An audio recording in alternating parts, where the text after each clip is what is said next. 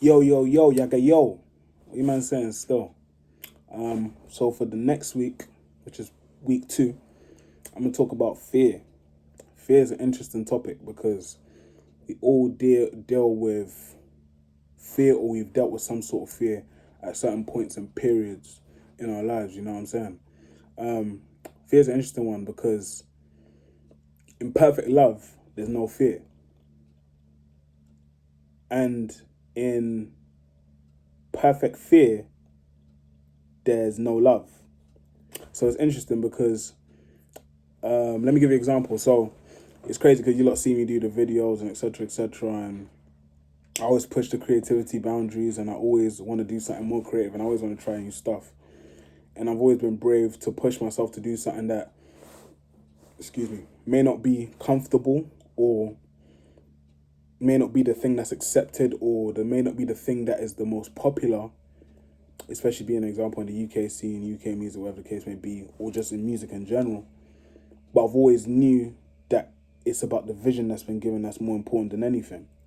An example, I remember first time going out to shoot a video, like a freestyle, and I was feeling the fear. I was scared because it was weird. Because the whole thought is, what are people thinking of me? How are they looking at me? What are they like? It was weird because you're performing outside where people can see you, right, and you can hear your music, whatever the case may be. But there was one thing that I learned that was so important, which was, it's more about vision. My focus should be on the vision. Forget what everyone else thinks. It's about the vision. It's what God had told me. Because the reality of it is no one can carry out what God had told you to do. So no matter whether they look at you weird or they do this, they can't carry out what God has told you to do, and they haven't heard what God has told you to do either. So they just don't understand it. It just doesn't make sense to them. And it's okay. It's not for them, for it to make sense to them. And if it is for them to make, if it is for it to make sense to them, then it'll make sense at the time that it's been led, or the appointed time that it's supposed to make sense to them. A lot of the times, I had to learn how to just be like, it's something in your mind. And when you have a love, and the love that you're connected to from the Heavenly Father, you know that you're not held by circumstance or situation. And no matter what people are thinking because of the circumstance, and because you're not known, a lot of times people think, oh, well, you should go out and do this if you're known, and it makes sense to everybody. But the reality of when you're walking in faith, which is the opposite of fear, you normally, at the beginning, don't normally have any eyes on you. But doesn't mean that you haven't been called, and you hasn't been said, and it hasn't said that it will be done, and it's already been done. And all you have to do is now walk into it, just because people don't get it, or people don't understand it, or people don't see it.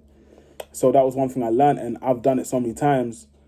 I keep the focus on who told me to do it, and what's the reason why I'm out here, which is the vision. Everything else is not important, and I push myself to do almost anything that's related to it, that's going to bring what I'm trying to bring. And fear is one thing that a lot of times I've seen so many people live their life where it's just in fear, and it's just out of sight what they see. Everything they see, they take it as truth. And the saddest thing about that is it cuts your faith short, but also cuts your life, and the life that you could have, or the life that may have been written for you, all because of the lie that you've accepted, the roots of the lie that you've accepted, and you've never actually wanted to get actually taken out. It's more of the fact of, well, this is just it, or my family's just like this, or this is just where it is, or this is just how my brother is, or this is how my family is, or this is how my neighborhood is, or whatever the case may be. And then when you accept that, and it goes into your heart, which is your subconscious in Hebrew, it automatically makes you live your life like that. You don't want to live your life in fear, because your life already wasn't yours in the first place. You're leasing it. It came with a cost, your life. You came from the ground, and eventually you'll go back to the ground. And so many people are so fearful of doing this. I won't do this because blah, blah, blah, blah, and thinking too much about holding this and holding that. When at the end of the day, it wasn't their life in the first place. You were bought with a price, and then you were given a calling on top of that to serve others in a certain way, in a certain capacity, which is the most profound thing you could do on planet Earth. So a lot of the times people's fear comes from too much thought of what they've experienced, or what people have said that may not have came from a reliable source, but they made the source reliable. And that's what I have about fear, man. In a bit. Bow.